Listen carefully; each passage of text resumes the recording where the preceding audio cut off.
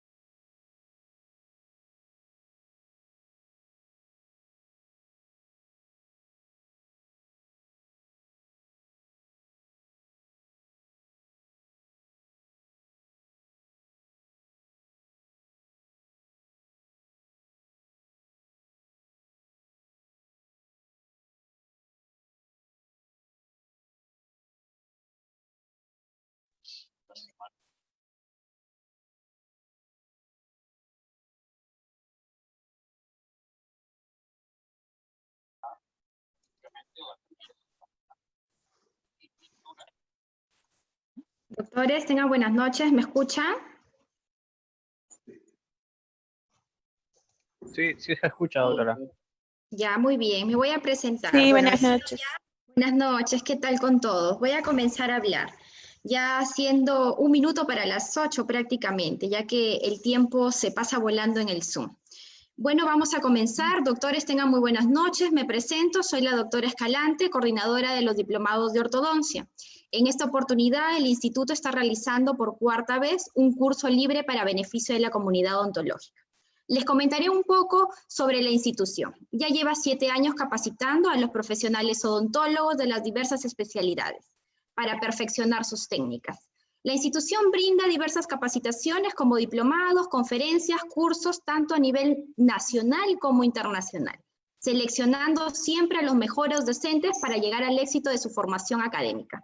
Como ahora se dará la conferencia dictado por el doctor Jorge Melgar, siendo él magíster especialista en ortodoncia, formado de la Universidad Cayetano Heredia y realizando toda su trayectoria académica a nivel internacional.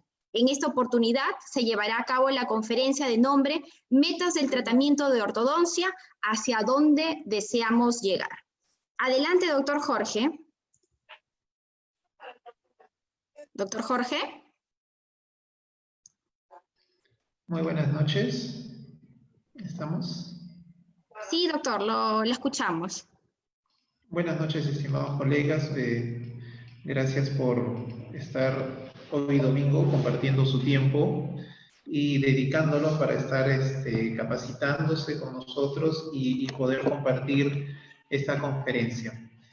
Como bien presentó la doctora Stephanie Escalante, el tema del cual voy a conversar un poco hoy es metas de tratamiento en ortodoncia, y tiene por objetivo conversar y aclarar un poco cuáles son las orientaciones y los objetivos del tratamiento que buscan los pacientes y que nosotros podemos ofrecer en el día a día. Yo vengo de trabajar con el instituto a través del programa virtual este año y de manera presencial ya hace 5 años. Tengo que agradecer la oportunidad que dan para poder conectarme con ustedes vía este enlace. Y bueno, mi labor docente es principalmente en la Universidad Peruana Cayetano Heredia, como les antecedía. Y esto es básicamente, les comparto un poco del día a día que teníamos hasta hace algunos meses, ¿no? Una labor docente en clínica, tanto en pregrado como en posgrado. Esa es la rutina, el contraste de lo que teníamos hasta un tiempo atrás versus lo que tenemos hoy en día, ¿no? El trabajo hoy en día se ha vuelto sumamente lento, sumamente difícil, y la idea nuestra es todavía continuar con la capacitación, continuar parcialmente con la labor docente que venimos realizando en la medida de lo posible, pues siempre acatando las normativas gubernamentales, ¿no? Entonces, hoy en día no nos podemos reunir como usualmente lo hacemos de manera presencial, pero esta es una oportunidad para reunirnos virtualmente. Vamos a hablar sobre lo que son específicamente objetivos y metas de tratamiento. Y estas son dos palabras que siempre tienen que estar conectadas a otros dos aspectos de los cuales nosotros hablamos siempre al inicio, cuando le proponemos el caso al paciente o cuando el paciente se acerca a buscarnos para pedir una opinión y probablemente una alternativa de tratamiento. Los objetivos y las metas de tratamiento son conceptos que están relacionados primero al diagnóstico que nosotros podamos hacer y en segundo lugar a la alternativa de tratamiento con la cual nosotros podamos resolver el problema. Esto quiere decir que se forma un triángulo, es decir, no puede haber un diagnóstico sin que posterior al diagnóstico se establezca un objetivo y una meta de tratamiento y a su vez este objetivo y esta meta de tratamiento va a determinar el tipo de aparatología, mecánica u opción de tratamiento que nosotros vayamos a brindarle al paciente. Entonces van conectados siempre.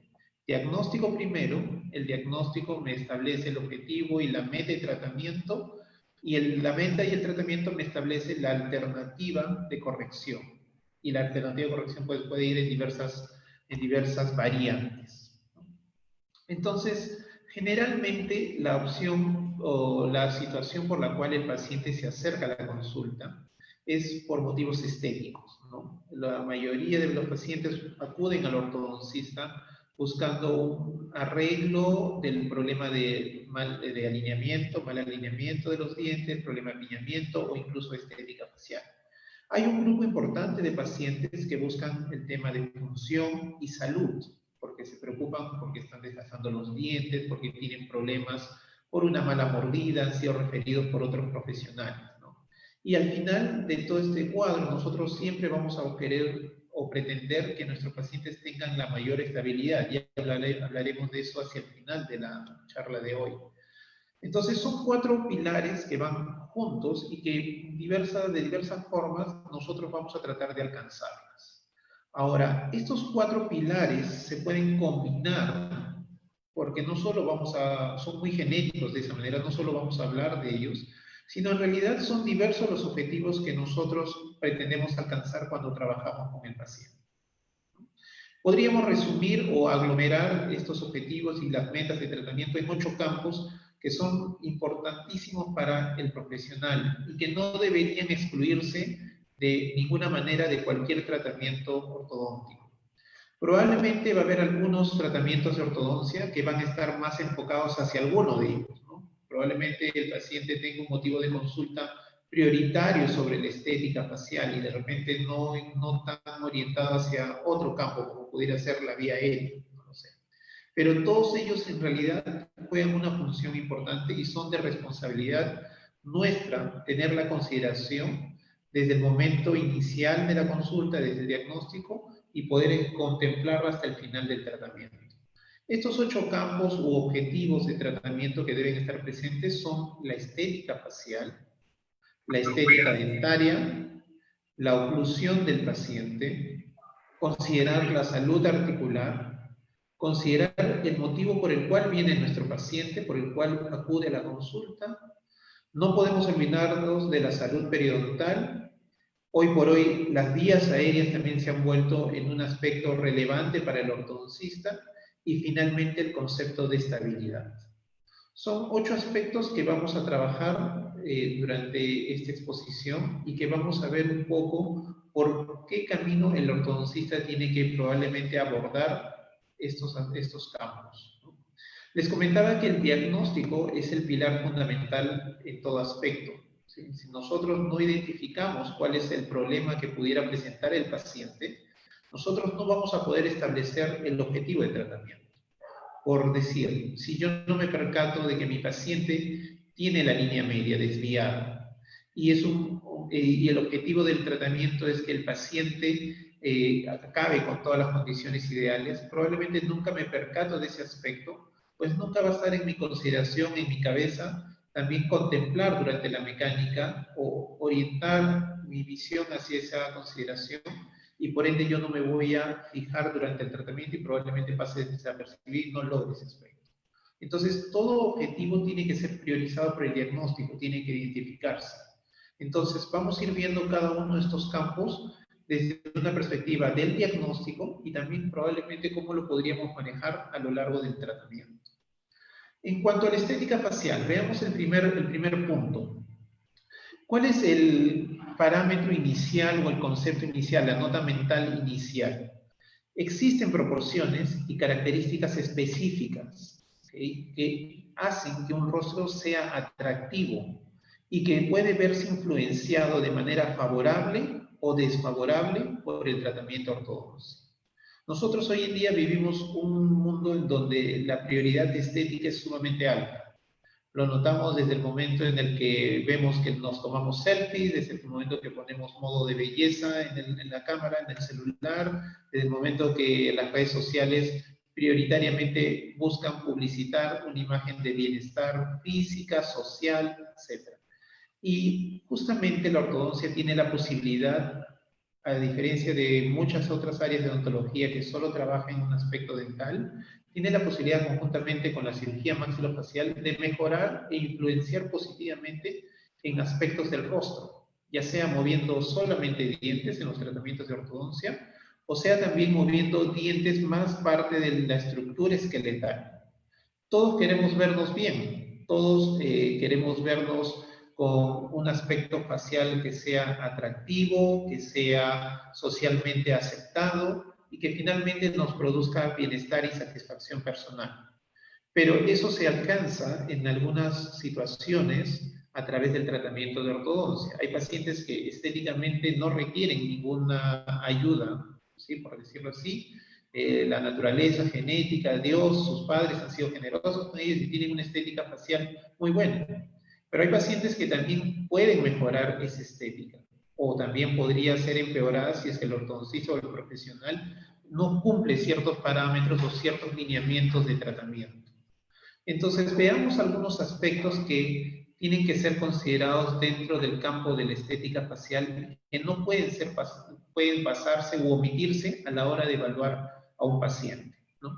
Ahora, cada uno de estos campos yo los estoy resumiendo. Hoy día tenemos un tiempo muy pequeño para conversar al respecto. Obviamente existen muchísimas más consideraciones y particularidades en cada uno de estos campos u objetivos de los cuales estoy hablando. Pero voy a resumir y tratar de nombrar por lo menos los más resaltantes y probablemente en el momento de preguntas y respuestas podamos discutir alguna duda o alguna consideración puntual que tuvieran al respecto. Entonces, la evaluación primaria para un paciente de la estética facial entra desde el momento que ingresa a la consulta, ¿no? Y algo que siempre les comentamos a los estudiantes y a los residentes es, usualmente el paciente se recuesta en el sillón y abre la boca para ver el problema, el del alineamiento, o le está enseñando el problema del canino que está girado, rotado o ectópico. Y nosotros lo que les indicamos es que primero hay que ver el rostro del paciente, porque el tratamiento ortodóntico contemporáneo comienza de afuera hacia adentro, viendo las características faciales del paciente y tratando de observar qué podríamos mejorar y qué podríamos conservar. Entonces, la idea es preservar las estructuras faciales que son correctas, que están adecuadamente posicionadas, y luego mejorar aquellas que pudieran ser justamente realzadas, ¿no? El primer aspecto desde una perspectiva frontal que tendríamos que definir es simetría, y este es un punto clave, y hay que identificar si el paciente es consciente de que presenta algún grado de simetría o en todo caso de asimetría, ¿no? Hay asimetrías que no las vamos a corregir. A veces el paciente percibe que su rostro es asimétrico porque la punta nasal está desviada. Ese tipo de asimetrías obviamente escapa a nuestro campo de trabajo. Pero nosotros sí vamos a trabajar sobre las asimetrías dentales, de las cuales hablaremos más adelante, y tenemos que identificar sobre todo asimetrías faciales, ¿no? Desvíos generalmente del mentón. En ocasiones nos toca pacientes que nunca les han avisado que tiene una asimetría, una desviación del mentón, el paciente no se ha dado cuenta, y piensan que el tratamiento ortodoncia está correcto y no le ofrecieron alguna opción de corrección. Sin embargo, notan que hay algo raro en el rostro, que hay algo que no cuadra.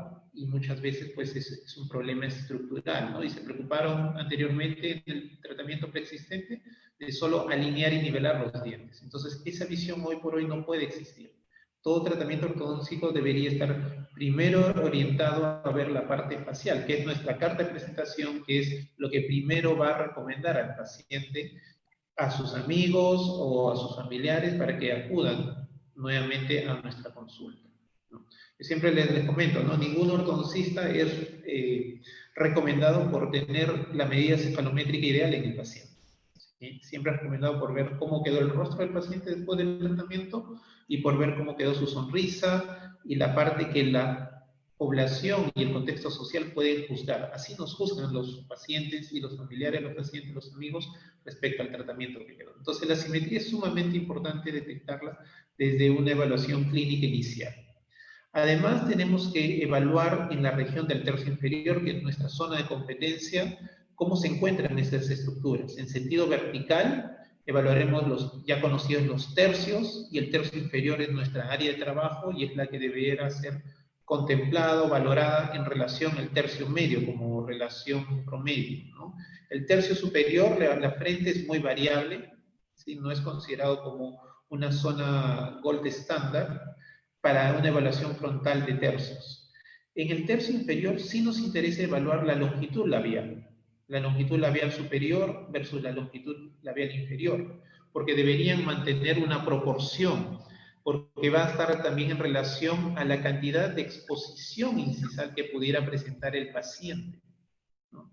Hoy en día muchos hacen diseño digital de sonrisa, y yo trabajo de manera interdisciplinaria con cirujanos, periodoncistas y con colegas que hacen odontología estética restauradora. Y muchas veces el alcance o la alternativa de tratamiento para quienes hacen DSD es muy orientada hacia el tipo de profesión que tienen. Algunos dicen, no, para mí DSD es solo poner carillas principalmente, ¿no? O hacer recortes gingivales, ¿no?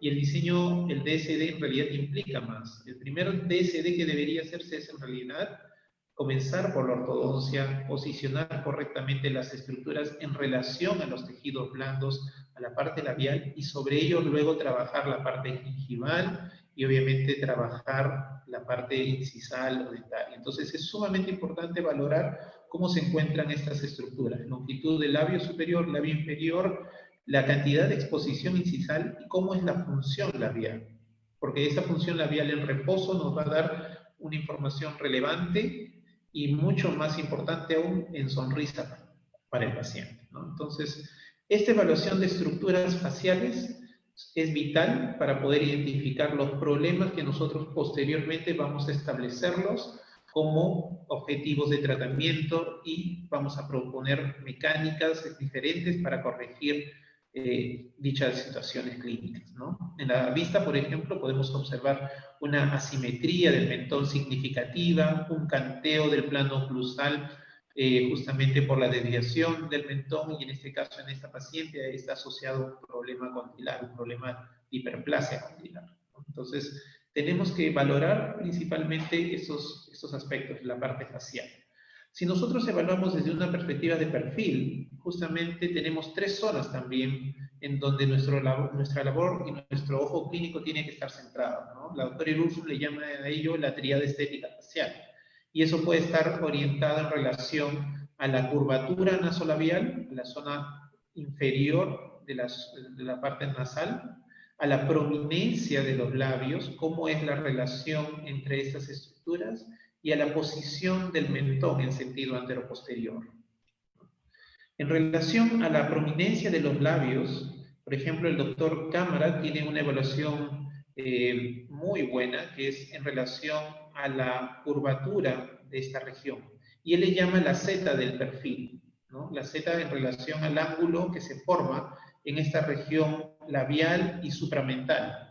Existen ciertas angulaciones que él describe y que son características de los distintos perfiles o arquetipos faciales, como él les llama, ¿no? Entonces, para nosotros vendrían a ser los patrones faciales, o en este caso los perfiles faciales, ¿no? Y nosotros sabemos que tenemos principalmente, de manera general, tres perfiles: el perfil de clase 1, el perfil de clase 2 a la izquierda y el perfil de clase 3 a la derecha. Y él le llama arquetipos, ¿no? Y cada uno de ellos se comporta con una Z del perfil o con una característica del posicionamiento labial y del mentón característico, ¿no? El perfil ortognático tiene una Z mucho más equilibrada, ¿no? Justamente producto de la angulación mesurada de estos componentes. El perfil retrognático tiene la parte posterior o inferior de la Z direccionada hacia atrás, a la inversa del perfil de clase 3. Entonces, esa es una herramienta. Existen muchísimas otras, ¿no? Como diferentes líneas, la línea estética de Ricketts, de Holloway, de Barstow, etcétera, que nos permiten valorar la posición de los labios. Este es solo un ejemplo, el que comparto con ustedes, que puede ayudarles a identificar justamente cómo es el desarrollo y el comportamiento de esta región labial. La prioridad, ¿cuál es? Que se enfoquen en esta región, porque esa es justamente la zona de nuestro trabajo y es la zona por la cual muchas veces el paciente acude. Muchos de los pacientes no perciben las alteraciones que pudieran tener a nivel labial, pero se dan cuenta que en su fotografía, en sus selfies de 45 grados laterales que le toman, etcétera, hay algo raro y hay algo que no llega a gustarle completamente. Y nosotros lo podemos trabajar con la parte ortodóntica, a veces sin extracciones, a veces amerita un tratamiento con extracciones. Eso va a depender del diagnóstico que nosotros pudiéramos hacer. ¿Y la intención cuál es? Justamente mejorar este contorno, mejorar esta triada. Si es un paciente que va a recibir un tratamiento solo ortodóntico, es decir, la aparatología solo va a movilizar piezas dentarias, pues el efecto será sobre los dientes y sobre el tejido blando. Hay una repercusión y debiera ser positiva, favorable, sobre el tejido blando, como es en el caso de esta paciente, ¿no? Donde existía una incompetencia labial inicial y había una protrusión labial. Incluso ustedes pueden observar cómo hay una eversión del labio inferior y un surcomento labial profundo. Recibe el tratamiento, en este caso fue un tratamiento con extracciones, debido no solo a la parte facial, sino también a las características intraorales que presentaba la paciente, y los tejidos blandos, al término del mismo, quedan en una posición mucho más balanceadas, con una tonicidad mejorada en cuanto al relajamiento muscular. Ya no hay una eversión tan marcada ni un surcomento labial significativo, ¿no? Entonces, estos cambios de perfiles, como pueden observar, son favorables. Y no voy a poner en tela de juicio ahorita en esta charla si es que es conveniente hacer o no hacer extracciones, porque ese es un debate del cual podríamos hacer otra reunión. Pero el objetivo primario es valorar en el caso del paciente si su perfil facial inicial, en este caso la zona labial, es favorable. Y si lo fuera así, nuestra preocupación será mantenerla, y si fuera desfavorable, pues tendremos que mejorarla, ¿no? Hay otros valores de otros autores como de Spradley, a algunos les gustan los valores de Epker o de Arnett, que también me van a indicar cómo es el posicionamiento de los labios. Por eso la idea de un profesional, en mi caso de docencia universitaria, es muy abierta a tener diferentes herramientas de valoración diagnóstica y que uno necesita utilizar de acuerdo al caso que tenga al frente. El mentón también es el último punto de la valoración facial que es relevante respecto al posicionamiento dentro del rostro. Es decir, para nosotros, dentro de nuestro campo de acción, no solo es importante esta curvatura nasolabial, la zona labial propiamente dicho, sino también es importante la posición del mentón. Y esa posición del mentón tiene una ubicación dentro del rostro, tiene un rango, ¿correcto? Y ese rango puede variar también dependiendo de la herramienta diagnóstica que nosotros utilicemos.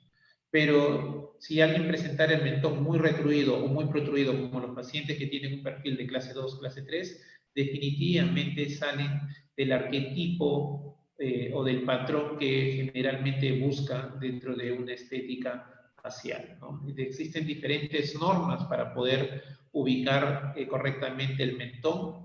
El punto crítico acá es que generalmente, en la mayoría de los casos, esta modificación del mentón, si es que fuera un caso de un paciente que tiene poco mentón o tiene un hipermentonismo, generalmente requiere un abordaje quirúrgico, ¿no?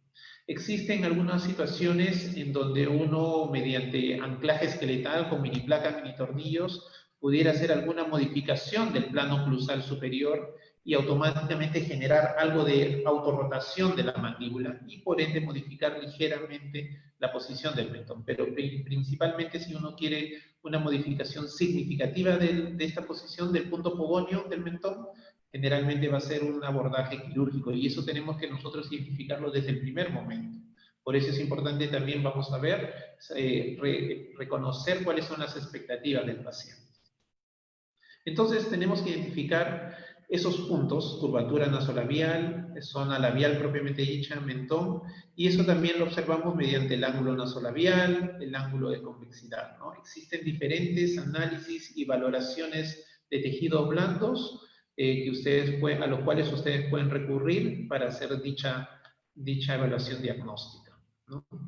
Hay estudios, siempre la pregunta que realizan es si es que, doctor, las extracciones afectan significativamente el perfil, como hoy en día hay una tendencia muy fuerte hacia no hacer extracciones por diversas estrategias mecánicas y de marketing. La mayoría de estudios clínicos que tienen grupos y controles tratan de evaluar ese aspecto y encuentran que existe un comportamiento similar en cuanto a la respuesta del tejido blando en pacientes que han tenido extracciones y no han tenido extracciones, siempre y cuando el caso fuera diagnosticado correctamente y fuera manejado desde una perspectiva biomecánica adecuada. Entonces, es lo único de lo cual voy a mencionar en relación a las extracciones versus las no extracciones.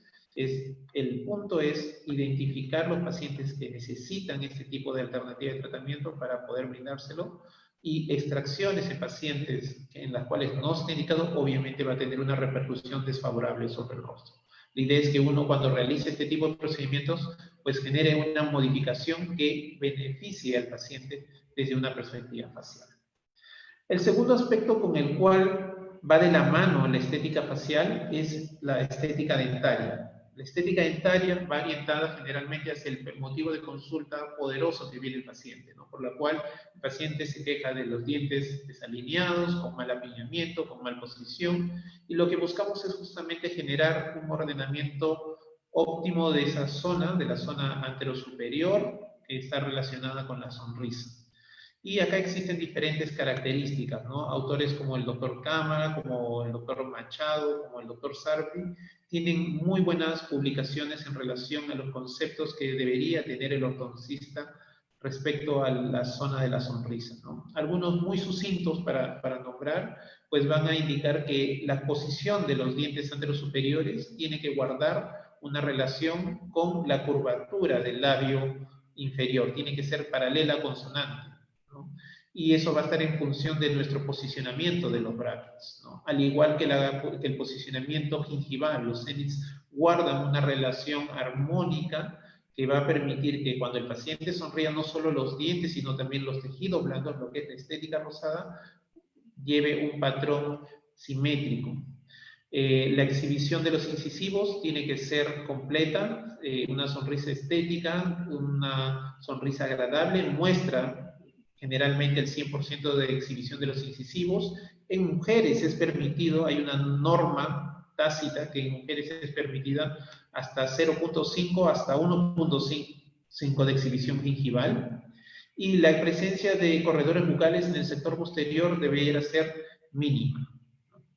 Eso nos lleva a considerar la dominancia, que le llaman en odontología estética restauradora, de los centrales. Para nosotros esa dominancia de los incisivos va a ser dada básicamente por el posicionamiento de nuestra aparatología.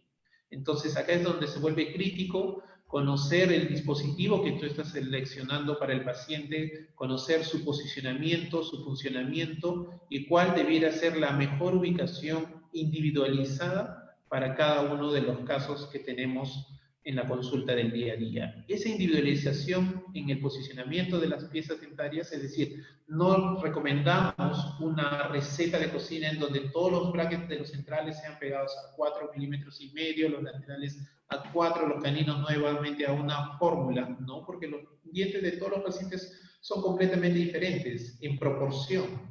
Entonces, lo que se busca es un posicionamiento individualizado que permite en el paciente generar un arco de la sonrisa. Allí uno cumple el parámetro de estética dentaria. La idea es que el paciente no termine con una sonrisa plana justamente al retirarle los brackets. El doctor Sarver indica que casi un tercio de los casos de los ortodoncistas son maltratados, mal corregidos, por dejar los dientes del sector anterior completamente horizontales.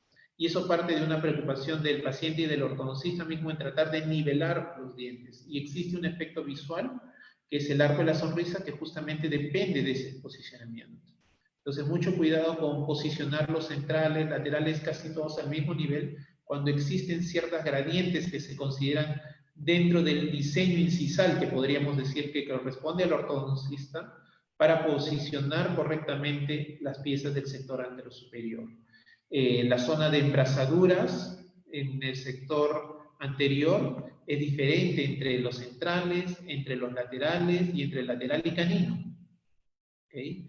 Y corresponde a un diseño incisal, ¿no? Incluso algunos hacen la diferenciación entre hombres y mujeres. Entonces, es importante tener esa conceptualización desde el primer momento, desde el momento que uno está evaluando los modelos de diagnóstico, evaluando al paciente, para identificar qué características anatómicas presentan los incisivos de nuestro paciente y por ende cómo es la mejor forma de posicionar dichos brackets, ¿no? Independientemente de la aparatología. Hoy en día podemos tener muchos recursos, podrían ser directamente a través de un pegado diferenciado, en algunos casos por la anatomía deficiente que pudiera presentar el paciente, no va a ser suficiente con un posicionamiento diferenciado, sino a menudo hay que recurrir a ciertos dobleces o maniobras clínicas en el alambre para poder darle esa armonización en relación al borde incisal. Entonces el clínico tiene que estar preparado y tenemos que manejar conceptos de anatomía dentaria, conceptos de proporciones de dientes, que son muchas veces más relacionados con las personas que hacen estética. Tenemos que estar preparados en posicionamiento de brackets, conocer qué tipo de bracket es el que manejamos y también en dobleces de alambre, algo que no le gusta mucho a muchos de los residentes o muchos de los estudiantes de ortodoncia, ¿no? También a menudo es una herramienta eficaz para ciertas maniobras, conocer cómo es una técnica apropiada del doblado de alambres. Muy bien, existen algunas zonas que son críticas, donde no podemos fallar, y esas zonas críticas son las zonas cercanas a la línea media, ¿no? El doctor Cámara con Machado le llaman la zona de aceptabilidad. En la zona de aceptabilidad lo que indica es la zona más cercana a la línea media es donde debes tener menos error. Un error aceptable es no mayor a 0.5 milímetros. Es decir, no podemos fallar ni en el posicionamiento de los brackets, ni en la línea media más de medio milímetro, para ser lo más preciso posible, ni en la posición de los senos gingivales. Conforme nos vamos alejando, el ojo humano permite cierto grado de simetría.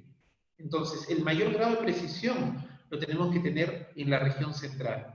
Nuestra vista, que es una visión casi periférica, la del ser humano, va perdiendo esa precisión visual si es que tenemos algún error de posicionamiento a nivel de los caninos y de los laterales. Ojo, la idea es no tener errores, pero también los estudios indican que el posicionamiento preciso y exacto, por ejemplo, en los laterales, es sumamente difícil. Es una de las piezas que presentan mayor dificultad para un posicionamiento en angulación correcto.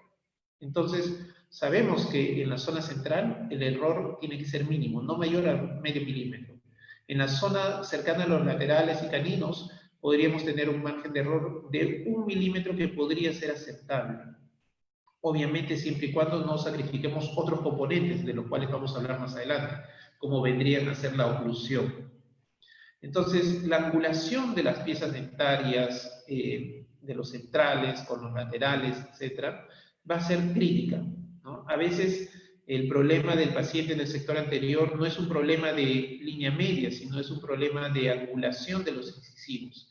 Y estéticamente los estudios de percepción refieren que el ojo humano detecta esos cambios de angulación.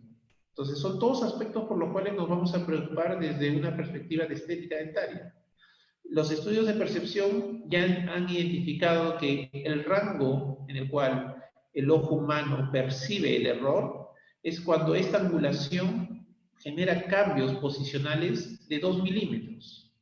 Mayores a 2 milímetros, el ojo humano lo detecta, ¿correcto? Entonces, si es que hubiera un cambio de posición de la angulación de la corona muy significativo y que genere un desplazamiento del diente de su posición centrada mayor a 2 milímetros, la vista humana lo va a detectar. Ese es como que el rango de tolerancia de la vista humana en un contorno social, ante personas naturales, ¿no? Entonces, la estética dentaria tiene que ser priorizada. Como mencionaba, solo estoy nombrando algunos aspectos muy rápidamente, muy relevantes para poder cumplir con todos los objetivos que pretendemos enunciar el día de hoy. Pero obviamente dentro de lo que es estética dentaria tenemos muchísimos más que podríamos desglosar y pormenorizar, ¿no? Esta es una paciente que, por ejemplo, acude por motivo de estética dentaria, le molesta el diastema que tiene en el sector anterior, la posición de los incisivos y específicamente también de los caninos, y bueno, podemos ver cómo fue resuelto el problema. Producto del tratamiento ortodóncico, se cerró el diastema en la región media, se realizó el tratamiento correctivo para la oclusión de la paciente, dejándola lo más cercano a una oclusión adecuada, óptima, y obviamente la parte estética en relación al canino también fue corregida. El tercer punto por el cual el ortodoncista se preocupa constantemente y de manera prioritaria es la oclusión del paciente. El paciente muchas veces viene por estética y nosotros tenemos que preocuparnos por estética más oclusión más salud. Entonces, la oclusión es un punto crítico para determinar que nuestro tratamiento fue exitoso y hacia allí queremos llegar, ¿no?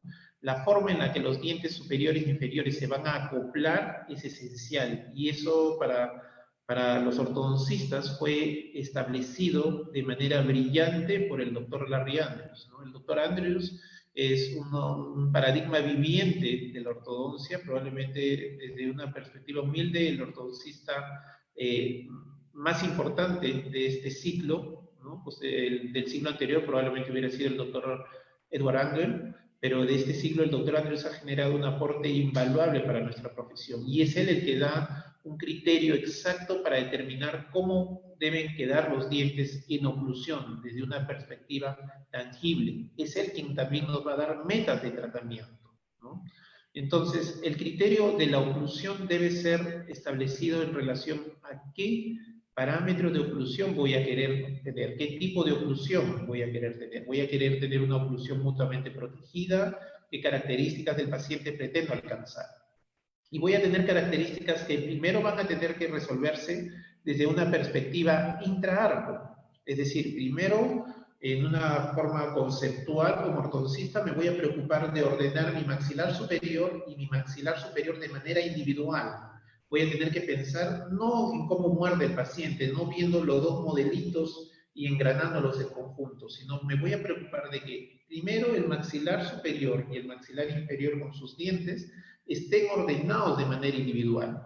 Y eso es una primera instancia que me va a permitir obtener una adecuada oclusión. Si es que yo no resuelvo y no conceptualizo que primero tengo que tener resuelto el maxilar superior y el maxilar inferior de manera aislada, ¿sí? Por un momento pensemos en eso, no voy a poder ponerlos en conjunto en oclusión e integrarlos y que engranen correctamente.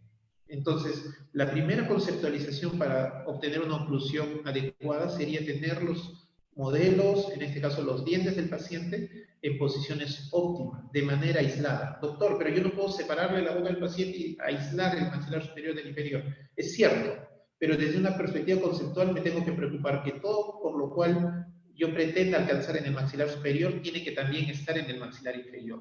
Y acá sí tenemos parámetros para hablar toda la noche, ¿no? Porque tenemos que conceptualizar la forma del arco, es decir, me tengo que preocupar porque el maxilar superior y el inferior tengan una forma adecuada de arco, sea un arco simétrico, que alcance el alineamiento de la nivelación, que los rebordes marginales estén justamente al mismo nivel, que los dientes anteriores tengan un posicionamiento y un nivelamiento adecuado, que no existan rotaciones, que los dientes presenten las angulaciones e inclinaciones adecuadas, que se presente un ancho intercanino no modificado significativamente, porque eso después va a tener repercusiones sobre la estabilidad a largo plazo, y en la cual el posicionamiento vertical, es decir, la curva de Spee, también esté resuelto. Estos parámetros son válidos tanto para el maxilar superior como para el maxilar inferior, ¿no? Y cada uno de ellos tiene justamente sus consideraciones específicas, ¿no? Por nombrar alguno de ellos, la prioridad para este momento en el cual consideramos la evaluación intraarco es que los dientes estén soportados por hueso basal. Dentro del hueso alveolar y en el centro, no el centro exacto, no el centro matemático, pero sí con cobertura ósea por vestibular y por lingual. Es decir, tenemos que buscar que el tratamiento de ortodoncia lleve al paciente hacia posiciones dentarias que tengan soporte óseo. No podemos pretender en algunos casos porque el paciente no quiere hacerse extracciones o yo no quiero hacerle extracciones para no complicarme la vida, solo alinee, nivele, vestibularice los dientes porque eso va a llevar a los dientes hacia posiciones extremas hacia vestibular y los va a dejar fuera de su posicionamiento. Y obviamente los dientes están fisiológicamente diseñados para recibir las fuerzas a lo largo de su eje axial. Y ese eje axial va hacia el hueso, ¿no? Entonces, le estamos restando funcionalidad, le estamos restando salud, sin hablar de la parte periodontal. Los parámetros que ustedes pueden elegir son diferentes. Para quienes nos gustan, por ejemplo, los 6 elementos del Dr. Andrews, por ejemplo, vamos a contemplar una evaluación desde la cara vestibular de los incisivos, ¿no? Hay quienes, por ejemplo, evalúan desde la perspectiva quirúrgica, que utilizan el plano palatino y el plano mandibular, el INPA del Dr. Pitt. Perfecto, esas son consideraciones válidas cuya intención es posicionar correctamente a los dientes dentro de su hueso correspondiente, dentro de su maxilar correspondiente. Es un criterio del cual no podemos olvidarnos, ¿no? El criterio de la conformación de arco, ¿no? Utilicemos el diseño del borde Walla, utilicemos diferentes tipos de plantillas que pudieran corresponder a la filosofía de la cual estemos afiliados o practiquemos. El concepto de preservar la forma de arco de acuerdo a una forma de arco anatómica individualizada es sumamente importante para el paciente. Y lo mismo que aplicamos para la situación anterior va a aplicar para la situación posterior. Los dientes en el maxilar o en la zona posterior de los maxilares tienen que respetar las angulaciones y las inclinaciones correspondientes. Entonces, todos los criterios que nosotros hemos mencionado en este momento de manera corta van a permitir que cuando los dientes se acoplen, ya no pensando en un maxilar superior e inferior aislado, sino cuando el paciente haga la función masticatoria, haga oclusión, pues permitan que se integren de manera adecuada, entrando en contacto superficies vestibulares con superficies palatinas, oclusales superiores, oclusales inferiores, vertientes, etc. Y ahí es donde entran nuestros conceptos de oclusión estática. La oclusión estática es justamente esta vista, ¿no? En la cual nosotros tomamos una fotografía, una vista instantánea y aparentemente está todo en orden. Aparentemente pudiéramos estar cercanos a tener una oclusión adecuada, en donde pudiéramos tener los parámetros típicos que nos fueron enseñados en la facultad de odontología, en la carrera, ¿no? ¿Cuáles son los parámetros típicos? Tener un overjet, un overbite positivo, líneas medias coincidentes, etc.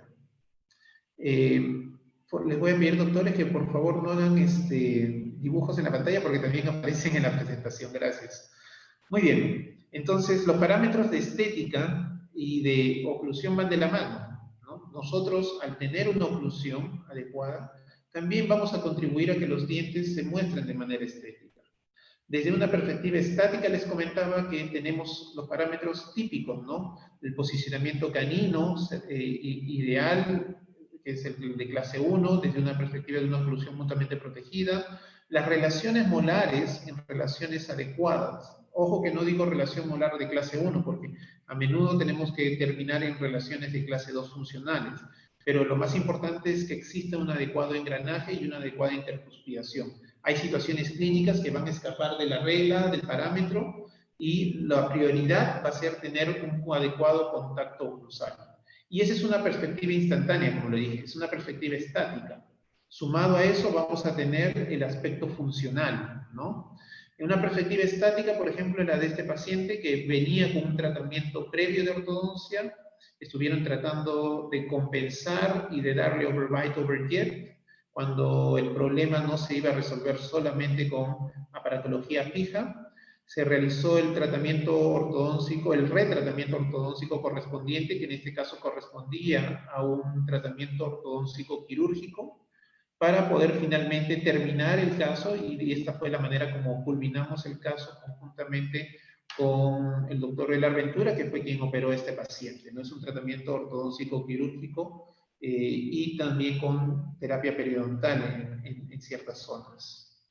Entonces, como les comentaba, el doctor Andrews es quien establece el fundamento, el pilar para obtener una oclusión estática completamente descrita con metas de tratamiento que pretendemos alcanzar en cada uno de los casos.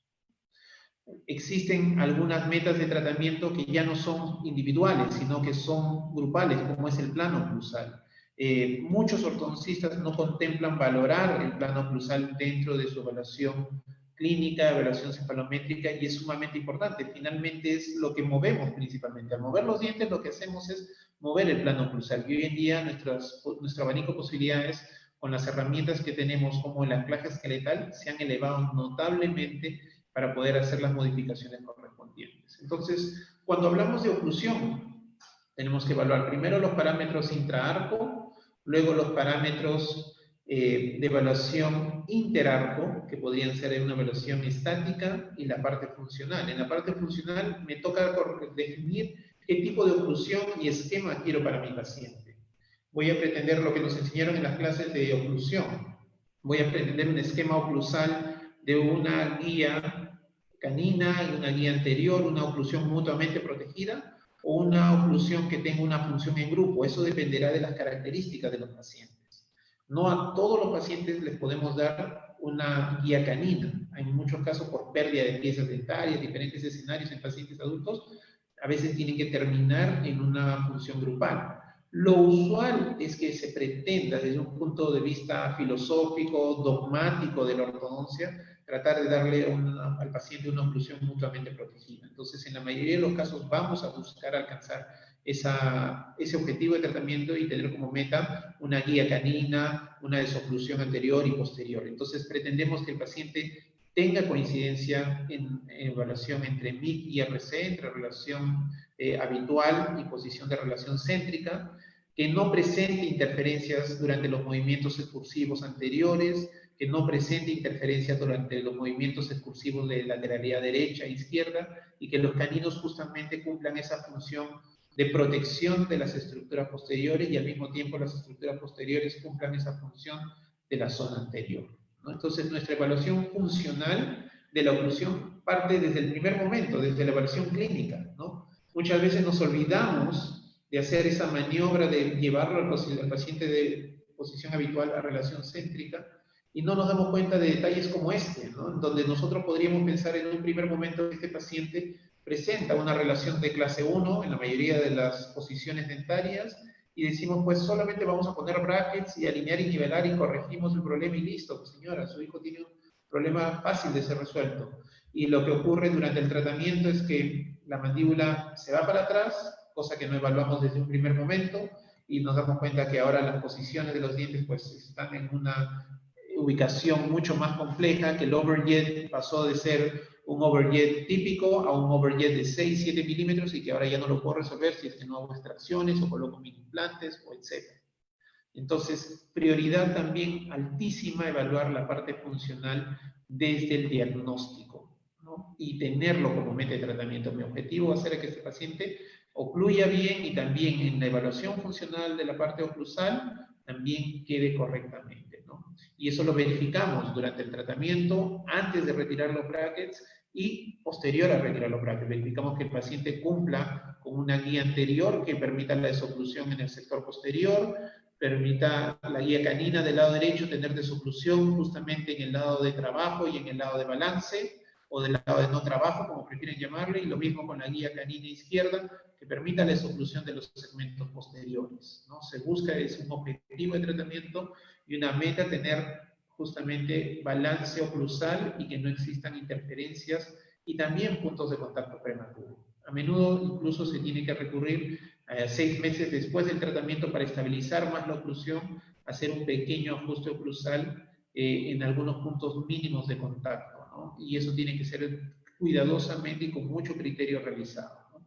Una herramienta útil para su evaluación inicial es justamente el montaje en articulador. Este es otro punto gris, otra zona de debate para el ortodoncista. Mi experiencia personal que les puedo transmitir es, mientras tengan más herramientas para afinar su diagnóstico, pues les va a permitir tener un mayor campo de visión diagnóstica. Entonces, el articulador es una herramienta para justamente analizar y estudiar la oclusión desde diferentes perspectivas y darnos detalles que muchas veces a la vista clínica pudieran pasar desapercibidos.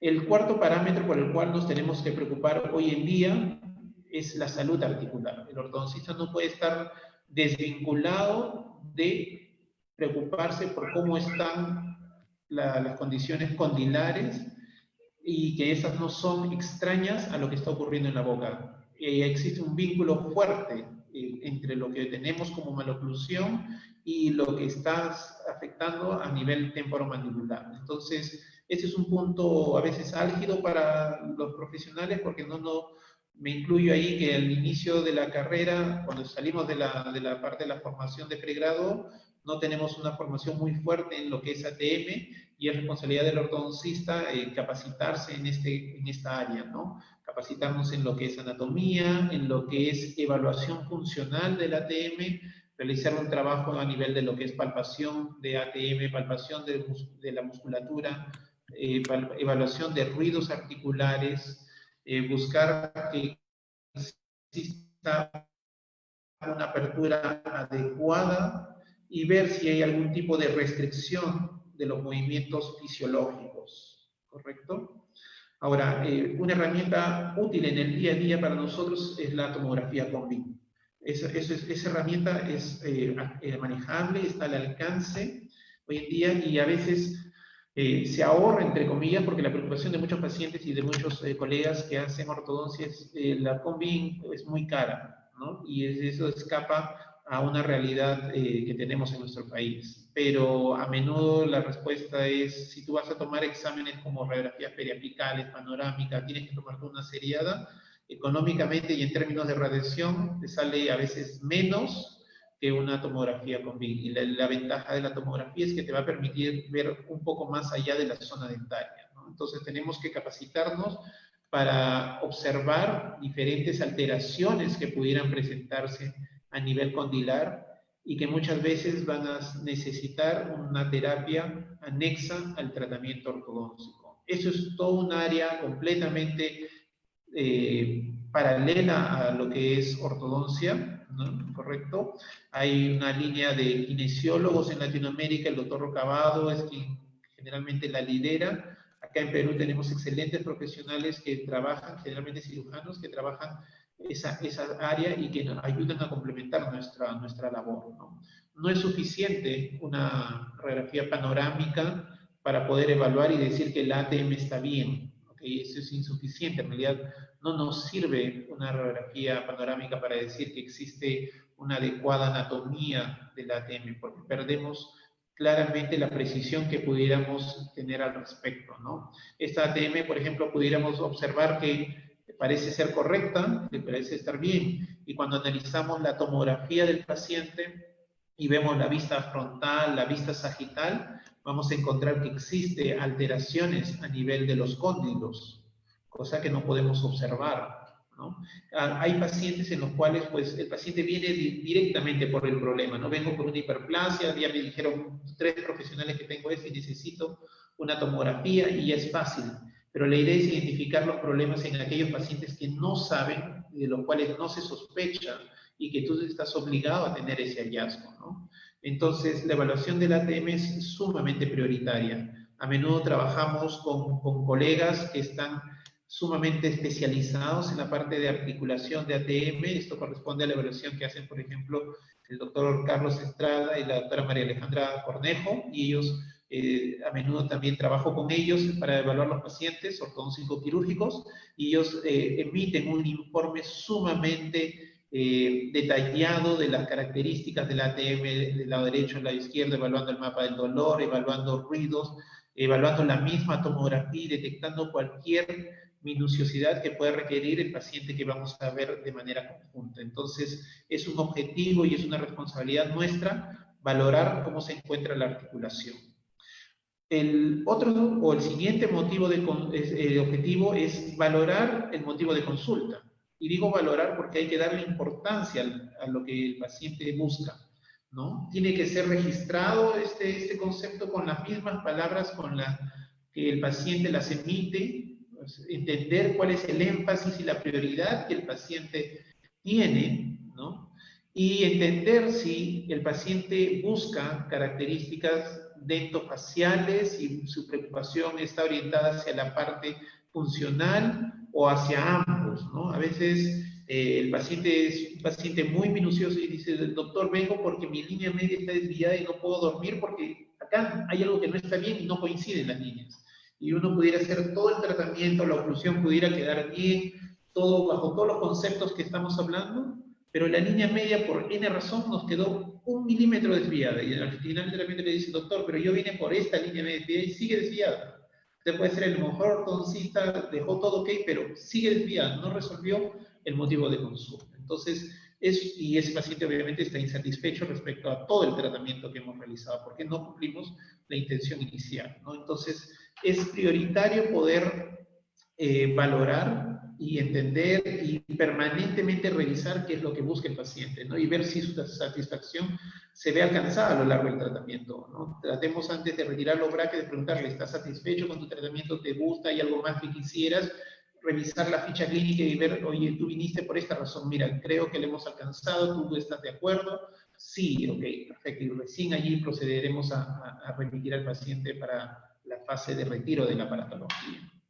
Hay un estudio, que es el que comparto con ustedes, del Journal Coreano de Ortodoncia, donde hacen la evaluación sobre la percepción del tratamiento de ortodoncia y cuál es el motivo de tratamiento, ¿no? Evaluaron a un grupo de casi 600 personas de todas las edades y grupos etarios, ¿no? Entre los 20, 30, 40, 50, 60 y hasta personas de 70 años, ¿no? Y si recibieran tratamiento de ortodoncia, ¿cuál sería la prioridad, ¿no? Las personas que respondieron de manera favorable y positiva respecto al interés en un tratamiento de ortodoncia, por ejemplo, son casi siempre nuestros grupos de atención, ¿no? Un grupo generalmente entre los 20 años, ¿no? Que fue el grupo mayoritario, y también existe un grupo de pacientes que son los pacientes adultos que vemos en el día a día de la consulta, que están entre los 40 y 50, que también les interesa, según este estudio, recibir tratamiento de ortodoncia. No hay mucha diferencia entre si son hombres o mujeres. Generalmente las mujeres tienen un poquito más alto el interés por la parte de tratamiento de ortodoncia y estético, como siempre, pero casi no hay diferencias significativas desde una perspectiva estadística. Pero sí, el motivo de consulta es interesante, porque estamos hablando de por qué el paciente acude al tratamiento de ortodoncia, ¿no? Y es interesante entender que los pacientes jóvenes, que están entre los 20 años, en la década de los 20 o en la década de los 30, generalmente en este estudio refirieron que el principal problema por el cual acudirían al tratamiento es por un problema en protrusión, es decir, su estética facial se ve mermada y se preocupan porque sus dientes están muy protruidos. Y una segunda razón, luego de esa protrusión, sería porque presenta o bien apiñamiento los más jóvenes o entre los 30 algún grado de asimetría, ¿no? Podríamos asociar que esa asimetría puede ser alto sobre los años 30, ¿no? Alrededor de que uno cumple 30 años, donde uno también ya tiene una autopercepción más centrada y valorada respecto a lo que es la estética facial, y no solo facial, sino corporal, ¿no? Durante los años 20, ¿no? 20, 21, el paciente o la persona todavía es bastante joven y todavía su autopercepción de qué es lo que quiere como estética facial y corporal no está completamente definida hasta entrar en un grado de madurez un poquito más allá en el tiempo. Para los pacientes que están en una edad adulta, entre los 40 y 50, los conceptos de la necesidad de tratamiento cambian completamente, porque el paciente que está entre la década de los 40 a 50, ya casi llegando a 60, su prioridad no es una percepción de protrusión o estética facial. Claramente su prioridad son los problemas oclusales, y en este caso el espaciamiento de los dientes, que obviamente se asocia con la edad y con la migración de piezas, posible pérdida de dientes, y lo cual genera espaciamiento, ¿no? Como segunda posibilidad de tratamiento o prioridad de necesidad de tratamiento, sí viene la protrusión. Entonces, ese estudio es interesante porque como que nos orienta en cuáles son las percepciones y las necesidades de tratamiento de los pacientes para este grupo etario, ¿no? En los pacientes jóvenes, principalmente protrusión y luego apiñamiento. En los pacientes adultos, que son así les llamamos al grupo etario en el cual nos desarrollamos en la clínica en el día a día, son pacientes con un problema oclusal, principalmente espaciamiento dental. Muy bien, entonces valoremos la razón por la cual vienen nuestros pacientes, ¿no? Nosotros podemos pretender hacer muchas cosas, ¿no? Yo puedo observar la parte facial de este paciente, definir si existe algún grado de alteración desde una perspectiva frontal y de perfil, pero probablemente este paciente se sienta muy bien con su perspectiva facial, ¿no? Diga, oye, soy un profesional exitoso, no tengo problemas para desarrollarme socialmente ni laboralmente, pero mi motivo de consulta es este, puntual. Entonces nosotros tenemos que resolver esa perspectiva y ese motivo de intención. Doctores, les voy a pedir que por favor pongan en micro silenciado, por ahí hay un audio que se está filtrando. Pongan todos por favor en silencio en su micro. Verifiquen eso, por favor, gracias. Hay un audio ahí que está activado. Muy bien, entonces la evaluación tiene que ir en relación a lo que pretendemos alcanzar, ¿no? Nosotros de prioridad profesional podemos pretender alcanzar muchos objetivos que no siempre van a ir a tono o acorde con lo que el paciente quiere. Entonces, ahí yo le llamo que tenemos que hacer una negociación entre lo que yo le puedo ofrecer profesionalmente y el paciente quiere profesionalmente, ¿no? Yo le puedo ofrecer hacer todas las correcciones del mundo con todos los tratamientos los mejores del mundo, pero también tengo que entender las prioridades por las cuales acude el paciente. Prioridades no solo estéticas, funcionales, a veces incluso hasta económicas que entran a tallar. Entonces, valorar el motivo por el cual un paciente viene es justamente un objetivo primario, ¿no? Y sobre todo resolverlo y satisfacerlo hacia el tratamiento, ¿no? Este paciente del cual les mostraba las imágenes, por ejemplo, viene por un motivo específico, ¿no? Mi mordida está avanzada, ¿no? Tengo prognatismo, está cruzada y desviada. O sea, este paciente o es profesional de la salud o es un paciente que ya recibió otras consultas y evaluaciones previas, ¿no? Y su preocupación primaria, además de eso, es su articulación. Dice, mis dientes del sector anterior se están desgastando. Él se da claramente cuenta de que está mordiendo en una mala posición y que está comenzando a generar pérdida de sustancia dentaria en el sector anterior, producto de la mala mordida. Entonces, este paciente tiene un motivo de consulta complejo, ¿no? Hay pacientes que son sumamente sencillos para entenderlo, ¿no? Y nuestra obligación es justamente priorizar eso. Entonces, obligatorio tener en cuenta las preocupaciones del paciente, no las olvidemos a lo largo del tratamiento.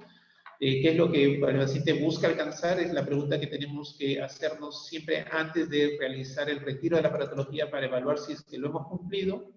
Personalicemos el plan de tratamiento, ¿no? Siempre nos preguntan, doctor, ¿cuál es la mecánica? O usted va a hablar de la mecánica o la terapéutica para un paciente clase 2, clase 3. Todo lo que nosotros podemos decir son lineamientos. Por eso es que ortodoncia es tan difícil, porque a diferencia de otras áreas donde tienen protocolos muy establecidos, la variabilidad que tenemos en ortodoncia por las características de crecimiento, características faciales, raciales de cada paciente, nos obligan a tener un plan de tratamiento personalizado para cada uno de ellos. Y van a ser muchas veces similares, pero no iguales. Entonces, tenemos que tener eso en mente, ¿no? Ello nos va a permitir establecer justamente de lo que estamos hablando, objetivos que sean claros y de los cuales pueda alcanzar, ¿no? Y también centrar las expectativas del paciente, porque a menudo el paciente piensa que esto es, no sé, le decimos ortodoncia rápida, ¿no? Como dice la doctora Birte Melsen, o le digo yo ortodoncia McDonald's. Quiero esto, con este combo, con eso, y además agrégale esto. No, estamos trabajando dentro de un campo biológico donde vamos a tener posibilidades y también limitantes fisiológicas o biológicas. Entonces tenemos que también centrar la expectativa del paciente y definir claramente si es que podemos alcanzar el motivo de consulta que él quiere y bajo qué términos, bajo qué medios, solo ortodónticos u ortodónticos quirúrgicos, etc. La salud periodontal es el otro punto del cual no nos podemos olvidar como profesionales de la salud, como odontólogos en general y precisamente como ortodoncistas, que vamos a mover dientes dentro del hueso, en el hueso, a través del hueso y por el hueso, ¿no? Lo fácil es mover los dientes con los brackets, lo difícil es que respondan adecuadamente, y esa respuesta en términos de tiempo, tasa de movimiento, solo se va a alcanzar si es que el periodonto nos ayuda y la biomecánica que estamos aplicando es la adecuada. Entonces, la parte periodontal es un factor aliado para nosotros o pudiera serlo también un factor negativo y contraproducente para nosotros, ¿no? Lo que se busca es que justamente durante el tratamiento periodontal se preserven estas estructuras. Entonces, vamos a observar acá un paciente que acudió a la consulta en el 2014. El paciente ya presentaba por su mala oclusión y un problema de clase 3, pues diferentes alteraciones mucogingivales en el periodonto, recesiones principalmente, miren, defectos en el sector anterior, lateral. El paciente por diversas razones no pudo llevar el tratamiento, lo volvimos a controlar en el 2018, hubo un intento, una amague de iniciar el tratamiento, tomamos registro, lo volvimos a observar en el 2019, volvió a la consulta en el 2019 diciendo, ok, ahora sí ya puedo hacérmelo, ya tengo tiempo, ya coordiné mis horarios, etc. Y lo único que observamos de este periodo es la progresión del problema periodontal, ¿no? Entonces, es importantísimo detectar los problemas periodontales desde el inicio y que sean prioridad. A veces los problemas periodontales son consecuencia de la mala oclusión del paciente. Y nosotros tenemos que tratar de devolver no solo la posición correcta de los dientes, sino también preservar las estructuras periodontales y que no empeoren producto del tratamiento ortodoxo, ¿no? Sabemos que si vamos a poner la paratología en este paciente, los dientes van a ir hacia vestibular. Y si hemos hecho una evaluación tomográfica adecuada, nos vamos a dar cuenta que existe muy pobre soporte en esta región. No hay prácticamente nada de hueso. Entonces, mi preocupación será, ¿puedo realmente poner brackets en este paciente o tendré que realizar algún procedimiento periodontal, ¿no? Hoy en día los estudiantes, los residentes de la universidad llevan cursos de un semestre de relación ortodoncia-periodoncia para darle énfasis justamente a la importancia que tienen los tejidos blandos para el ortodoncista y que muchas veces son menospreciadas u olvidadas, ¿no? Esta es otra paciente que acudió a la consulta con un problema por un retratamiento, ya había sido tratada previamente con ortodoncia, quedó en estas condiciones, una mordida vis a vis, no fue un resultado de tratamiento satisfactorio, le hicieron una mecánica compensatoria de clase 3, y el producto de esa mecánica, pues observamos la excesiva lingualización de los incisivos inferiores y la recesión marcada que hay a nivel de la pieza 3.1, ¿no? El producto de esa recesión, pues está generando todo un problema gingivo-periodontal, ya presenta triángulos negros, etc. Hay un problema oclusal con la mala oclusión consecuentemente y un problema periodontal. El problema de la parte periodontal sabemos que no se va a resolver de manera satisfactoria. El paciente que es paciente periodontal toda su vida y hay algunos aspectos que no se van a recobrar, pero sí se pueden estabilizar. Entonces, producto de esa búsqueda de alcanzar una oclusión adecuada para este paciente es que se realiza el tratamiento de ortodoncia correspondiente, ¿no? Una ortodoncia que en este caso también por descompensar las piezas dentarias y necesitar un tratamiento ortodóntico quirúrgico fue realizado alcanzando una oclusión satisfactoria. Acá la contraparte y el lado negativo es justamente la presencia de esos triángulos negros que estaban desde el inicio del tratamiento y de lo cual nosotros tenemos que informar al paciente, ¿no? Tenemos que explicarle en este contexto, mira, tú vienes de un tratamiento ortodóntico previo en el cual ya hubo movilización ortodóntica, desgaste óseo, pérdida de papilas por la inclinación excesiva de los dientes. Mi tratamiento de ortodoncia va a dejar correctamente las piezas y todo, pero hay una pérdida que ya se generó, ya perdiste esa papila y va a ser muy difícil, por no decir casi imposible, recuperarla o devolver la naturalidad, ¿no? Y ahí es donde entra nuestro periodoncista para darnos todas las opciones que nosotros pudiéramos tener. Así es como esa maloclusión de clase 3 mal tratada, con una compensación mal realizada, terminó con una oclusión adecuada, con un adecuado engranaje, relaciones caninas de clase 1, buen overbite, buen overjet. El posicionamiento, la contención fija siempre por ser una paciente periodontal. Y en este caso, lo que comparto con ustedes es el manejo periodontal que se tuvo de esa recesión, ¿no? Esta es la pieza 3.1, como llegó con el tratamiento de ortodoncia previo de la compensación inicial que tuvo la paciente. Y acá con esta paciente se realizó primero, en conjunto con unos doctores del área de periodoncia, el doctor Delgado y el doctor Ventura, que es la parte quirúrgica, hicieron un injerto de tejido blando para primero poder alinear y nivelar dichas piezas. Es decir, esta paciente comenzó con ortodoncia en la parte superior y en la parte inferior no se le hizo nada de aparatología ortodóntica hasta no colocar primero el injerto de tejido blando para mejorar el fenotipo periodontal. Luego se hizo, después de esa cirugía, una segunda cirugía de injerto óseo más plasma rico en fibrinas para darle volumen óseo.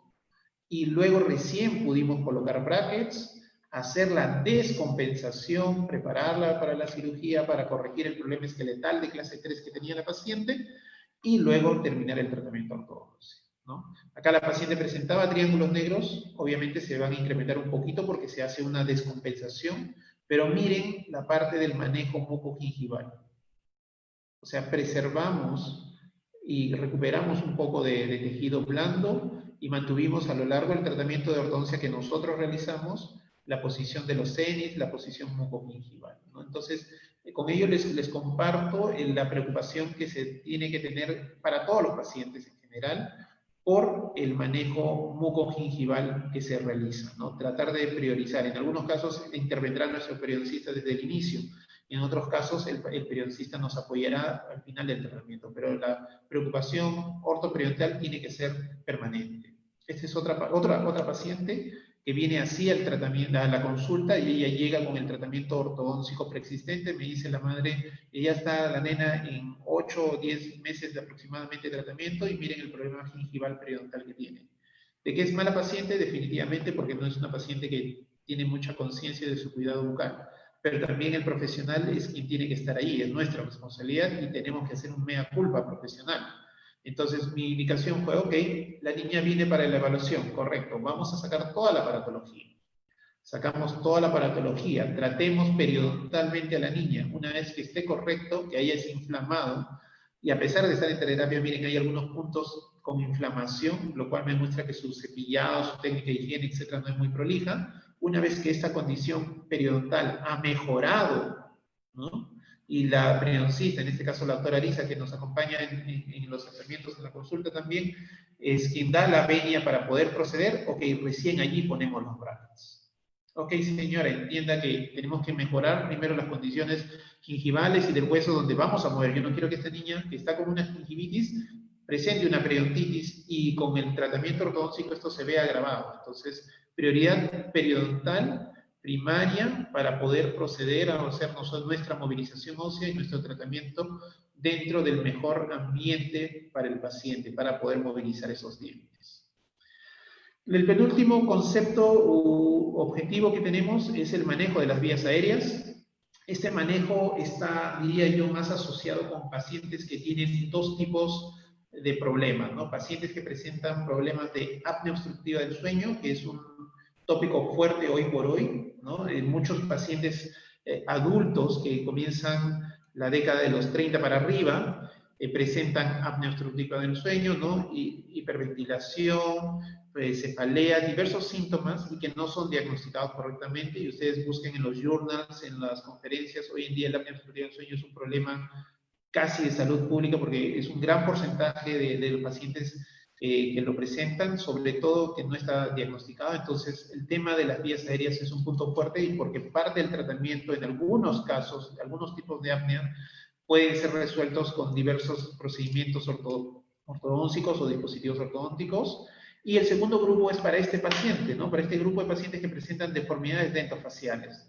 Y en esos pacientes que presentan deformidades dentofaciales, sean problemas de clase 2 o clase 3, donde vamos a necesitar hacer ortodoncia más movilización esqueletal, pues al movilizar la parte esquelética, tenemos que contemplar que los movimientos que vamos a hacer no generen una disminución o una afección sobre las vías aéreas, ¿no? Este paciente pudiera presentar una protrusión maxilar, pero el objetivo no va a ser quirúrgicamente retroceder el maxilar, porque yo sé que si retrocede el maxilar, pues voy a impactar la vía aérea, y eso va a tener repercusión sobre su calidad de vida, su respiración, su aspecto laboral, va a tener somnolencia diurna permanente, ¿no?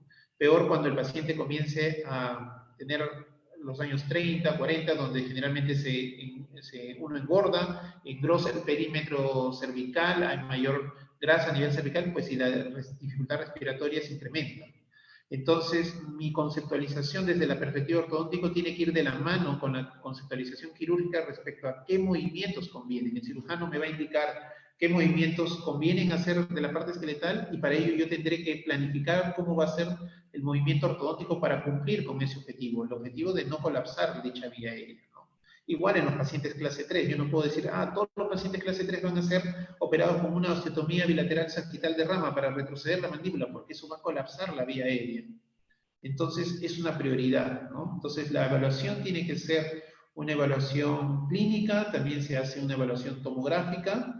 Generalmente, para nosotros, en mi caso, cuando trabajamos con los pacientes ortodóntico-quirúrgicos, les comentaba que remitimos al cirujano, y el cirujano es quien nos apoya haciendo toda la evaluación previa para justamente poder contemplar cuáles son los movimientos maxilomandibulares más apropiados, ¿no? Y ahí es donde a través de la tomografía se hace una valoración volumétrica de la vía aérea a distintos niveles. No se trata solo de tomar una foto o una captura de pantalla o hacer solo un esquema, sino hay toda una valoración, porque la vía aérea tiene diferentes niveles y tiene diferentes características anatómicas en las cuales se evalúa de inicio para luego determinar cuál sería la conveniencia de los movimientos, ¿no? Entonces hay toda una evaluación de vía aérea donde se determina si hay apnea, se evalúa la escala de Epworth, la clasificación de Malampati, etcétera, y si es un factor de riesgo o no para hacer el tratamiento correspondiente. Si es que existiera estrechez de vía aérea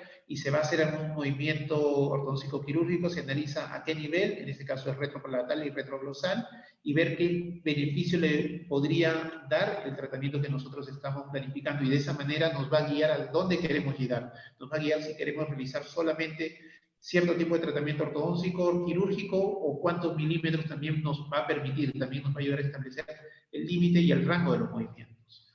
Y el último punto como objetivo de tratamiento, el último pero no menos importante, y probablemente es el más difícil de alcanzar para los ortodoncistas y sobre todo para los ortodoncistas jóvenes, es la estabilidad, ¿no? Ese es un punto nuevamente crítico. Es importante, todos pretendemos realizar tratamientos ortodónticos que sean perdurables a lo largo del tiempo, y es donde mayor dificultad vamos a tener de alcanzar los objetivos, ¿no? Hay estudios, esa es una revisión sistemática, que es probablemente uno de los puntos, el punto más alto dentro de lo que es evidencia científica, y en esta revisión sistemática evalúan la estabilidad a largo plazo del tratamiento ortodóntico y de manera concomitante la satisfacción del paciente, ¿no? ¿Y qué encuentran en la revisión sistemática? Pues que los resultados de los tratamientos de ortodoncia pues realmente son un desafío en lo que se refiere a la estabilidad. Es muy difícil alcanzar la estabilidad. Vamos a tratar de alcanzarlo teniendo en consideración nuestros conceptos de oclusión, nuestros conceptos de vías aéreas, teniendo conceptos todos como la salud periodontal, etc. Pero va a haber factores que no vamos a controlar, como es las características genéticas, el tipo de maloclusión con la cual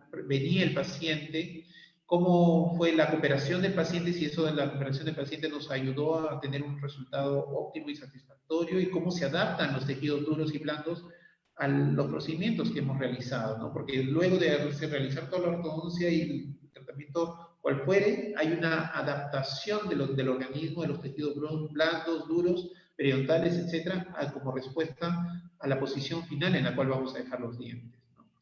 Y sobre eso va también a tener efecto el envejecimiento. Los pacientes, o sea, todos desgastamos dientes, fracturamos dientes, se nos van perdiendo restauraciones, por ahí perdemos alguna pieza dentaria. Eso genera cambios, microcambios de espaciamiento, cambios en los puntos de contacto, que a lo largo va generando problemas de desplazamiento y ya no deja la oclusión como inicialmente estaba o como cuando terminamos con la ortodoncia. hay tendencia a generar un problema periodontal, pues va a haber movilización ortodóntica no deseada, ¿no?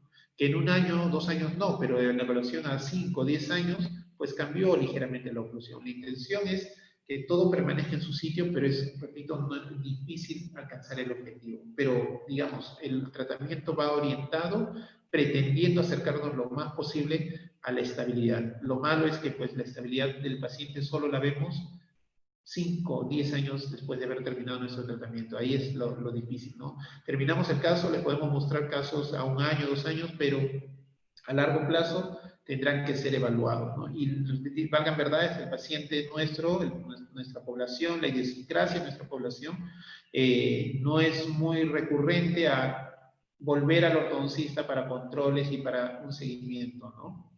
Entonces, sugieren los estudios que se debería realizar un periodo mínimo de control de 5 años para entender que el tratamiento de ortodoncia es razonablemente estable. Sin embargo, hay estudios, por ejemplo, de la Universidad de Washington, donde evaluaron 25 años, durante 25 años a pacientes. Pongamos que el grupo de pacientes prioritariamente terminó su ortodoncia a los 13 años, comenzó a los 13, terminó a los 15. Durante 25 años ese grupo poblacional usó su contención, 25 años usando su paladar, su alambre porlingual, y después de 25 años, cuando esos pacientes que terminaron a los 15 años la ortodoncia tienen 40 años, les dicen, ok, vamos a sacarle la contención y vamos a ver qué pasa. Y a los 40 años, pues todos supondrían de que esos dientes ya no se van a mover porque estuvieron 25 años con contención en fase retentiva, pues a un grupo de esos pacientes se les movieron algunos dientes y a otro grupo no. O sea, después de 25 años. Entonces, la estabilidad, algunos autores no los consideran como un objetivo específico, tratan, obviamente todo ortodoncista trata de alcanzarlo, pero no siempre va a ser alcanzable porque existen algunos factores, como digo, caries, enfermedad periodontal, fracturas, restauraciones preexistentes que a veces escapan de nuestras manos y van a cambiar ligeramente la oclusión. Obviamente para eso tenemos que monitorear al paciente permanentemente y tratar de anticipar algún efecto que pudiéramos tener para que nuestro tratamiento permanezca lo más estable posible, ¿no? Ese es un estudio que, por ejemplo, evalúan a 7 años un tratamiento de mordida abierta con clase 3, les comparto, por el hecho de que es importante y para que ustedes reconozcan la relevancia que tiene controlar al paciente después de realizar el tratamiento. Es un paciente vertical, con tendencia a la mordida abierta, hiperdivergente, un caso complejo, ¿no? Y terminó el tratamiento de ortodoncia con estas características, con una oclusión adecuada, estable. Después de 2 años de tratamiento, sigue con características preservadas en cuanto a la oclusión, y después de 7 años sigue manteniendo, ¿no? Se considera la oclusión de la mordida abierta y la resolución de la mordida abierta como uno de los problemas que tienen más alta tasa recidiva. Entonces, una casuística como esta de 7 años de estabilidad en una condición crítica como es la mordida abierta, que es altamente recidivante, pues representa un tratamiento satisfactorio del caso, ¿no? Y acá vemos la parte intraoral, ¿no? La mordida abierta como llegaba al inicio, se resolvió el tratamiento. 2 años después del tratamiento ocurren siempre pequeños cambios, miren, o sea, eso no podemos escapar.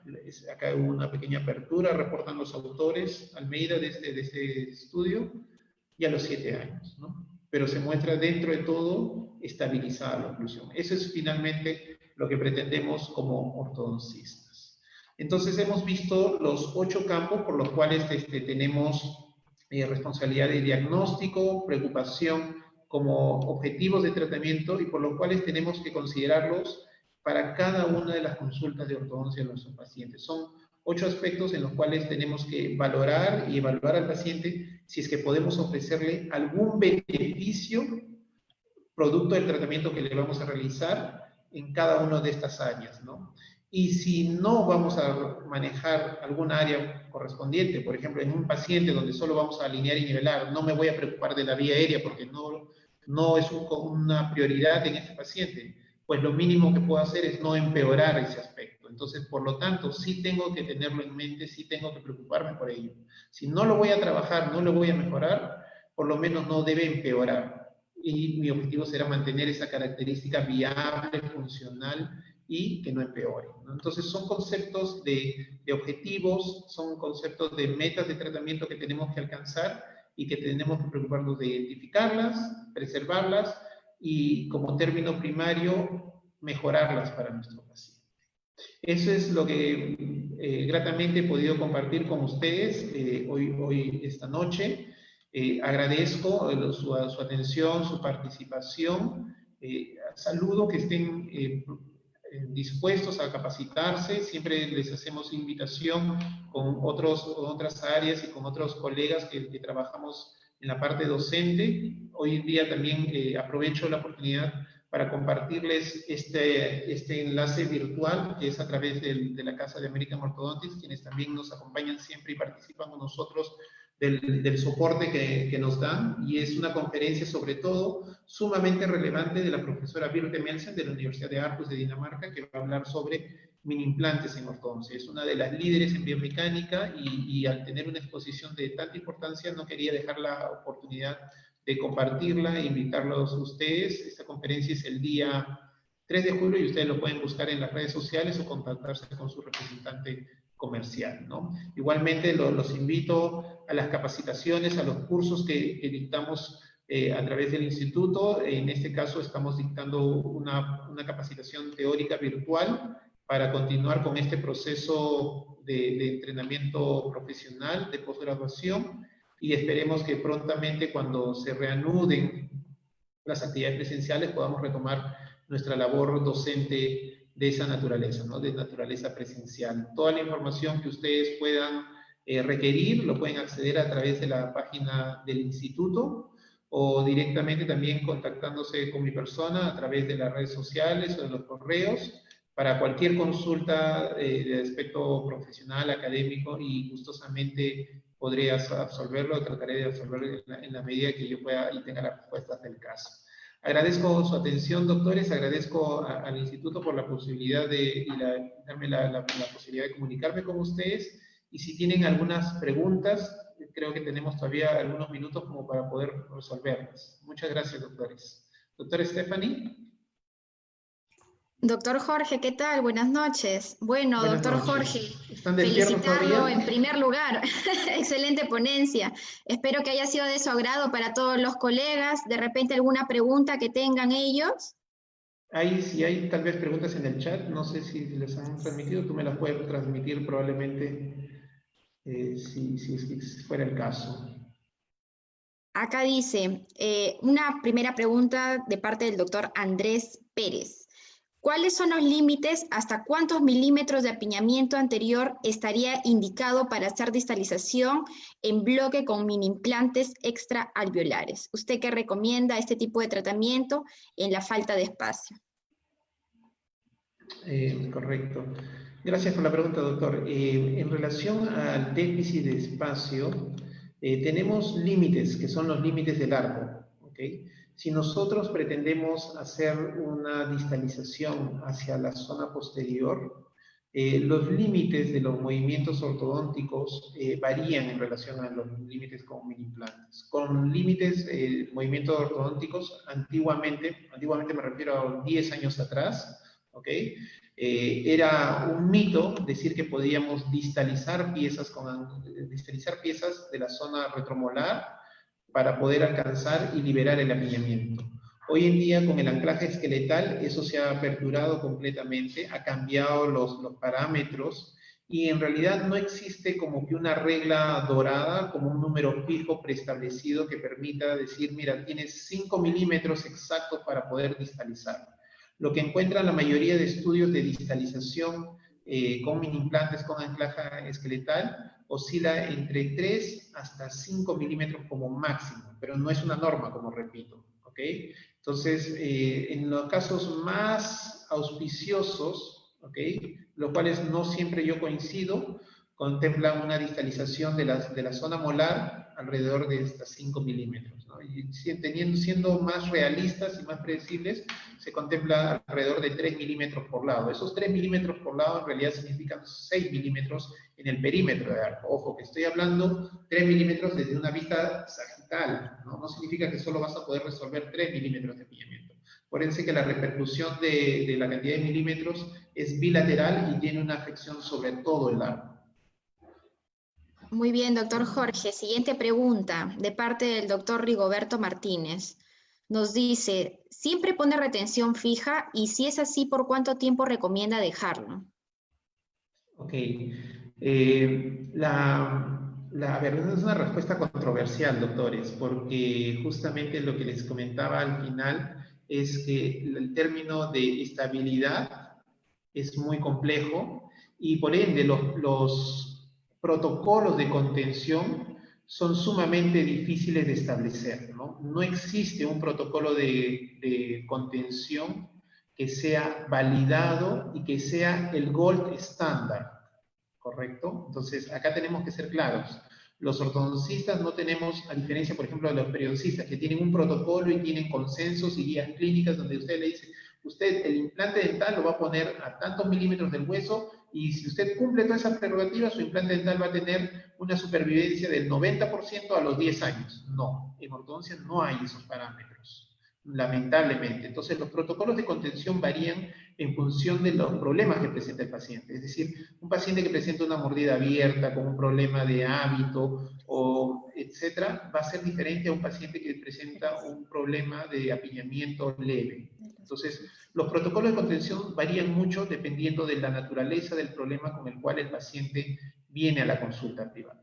Podemos tener como que un parámetro medio, por así decirlo, un protocolo estándar para la mayoría de los pacientes.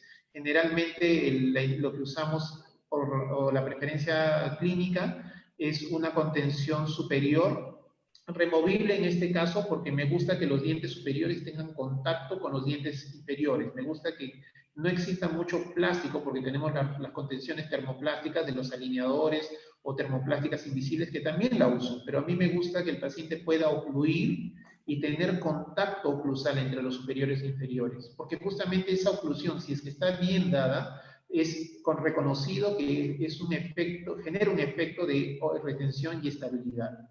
Entonces, una retención convencional tipo Holey en el maxilar superior y en el maxilar inferior contención lingual fija, porque es la zona crítica donde hay mayor susceptibilidad a presentar movilización dentaria. Generalmente, si es la zona lingual con extracciones, va a ser de premolar a premolar, una contención 4x4, generalmente si es un tratamiento sin extracciones, una contención de canino a canino, una contención 3x3, lo que le llamamos. Y la recomendación, no hay un número fijo, no hay, algunos ortodoncistas le van a decir 1 año, 2 años, 3 años, en realidad no lo sabemos, les comenté del estudio de la Universidad de Washington, entonces es negociar con el paciente el mayor tiempo posible. Definitivamente nadie usa contención de por vida, es lógico, pero el mayor tiempo de contención que pudiera utilizarlo es de mayor beneficio para tratar de retener las piezas dentarias en su posición. Yo le explico al paciente más o menos algo así, ¿no? Le digo, si tú vas al cirujano plástico y te quieres hacer un lifting facial, te vas a estirar la cara, ¿no? Vamos a hacer la planchita por la cara y vamos a borrar todas las arrugas. ¿Cuánto tiempo te va a durar ese lifting facial? ¿No? Ese lifting facial no te va a durar toda la vida, ¿no? Vamos, va el señor o la señora a los 40, 50 años para borrar todas las arrugas, ese lifting facial va a generar un proceso de envejecimiento nuevamente y al cabo de 10 años probablemente necesites un tratamiento. ¿Por qué? Porque las células, el colágeno, el envejecimiento, todo cambió. Lo mismo ocurre en la boca no está exenta de lo que decíamos, ¿no? Desgastes, abrasiones, fracturas, pérdida de piezas, caries, periodontitis. Lo ideal es que no ocurran y en algún momento eventualmente algunos microcambios podrían generar que ocurran cambios mayores. Entonces, ¿cuánto tiempo tiene que usar la paciente la contención? No sabemos los ortodoncistas. Es el problema, decía un autor, en ortodoncia. No hacer la ortodoncia, sino mantener los dientes. La sugerencia es que trate de usarlo el mayor tiempo posible. Yo le trato de explicar al paciente que por lo menos trate de usarlo mínimo 2 años. Y a partir del 3er año lo trate de usar todas las noches, ¿no? Como si fueran pijama de los dientes. Algunos autores le dicen, ¿no? Te vas a dormir y te pones tu contención básicamente para darle ese efecto memoria a los dientes. Pero no podría responder que hay un protocolo exacto que garantice que de por vida el paciente va a tener los dientes derechos. Y eso se le explica al paciente de inicio y lo comprende y lo firma dentro de su consentimiento informado. Muy bien, doctor Jorge, la última pregunta. Existen más preguntas, pero de verdad que se nos pasa el tiempo. Por parte de la doctora Karen, a ver, nos dice, al finalizar un tratamiento, todo queda encajado a excepción de una premolar que queda levemente desviado. ¿Es necesario volver a colocar brackets para de repente corregir esa mínima premolar que quedó desviada? Sí y no, todo depende, como todo en la vida. Si es que tu criterio va a ser estricto y uno quisiera, y es lo que uno pretende, trabajarlo correctamente, el objetivo sería corregir ese problema, esa rotación.